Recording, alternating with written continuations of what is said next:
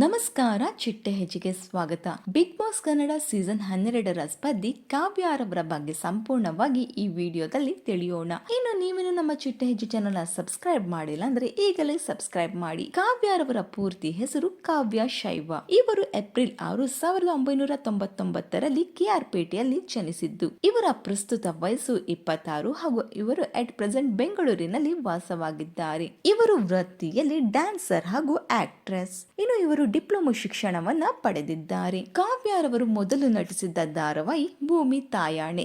ಇದರ ನಂತರ ಇವರು ತೆಲುಗು ಭಾಷೆಯ ಹಂಸಗೀತೆ ಎಂಬ ಧಾರಾವಾಹಿಯಲ್ಲಿ ನಟಿಸಿದರು.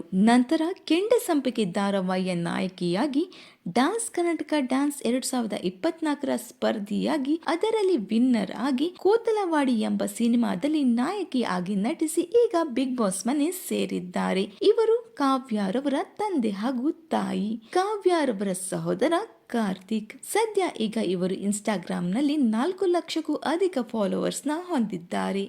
ಇನ್ನು ಬಿಗ್ ಬಾಸ್ ನಲ್ಲಿ ಕಾವ್ಯಾರವರ ಆಟ ನಿಮಗೆ ಇಷ್ಟವಾಗುತ್ತಿದ್ದರೆ ಕಮೆಂಟ್ ಮೂಲಕ ತಿಳಿಸಿ. ಈ ಒಂದು ವಿಡಿಯೋ ನಿಮಗೆ ಇಷ್ಟವಾಗಿದ್ದರೆ ಲೈಕ್ ಹಾಗೂ ಶೇರ್ ಮಾಡಿ. Thank you.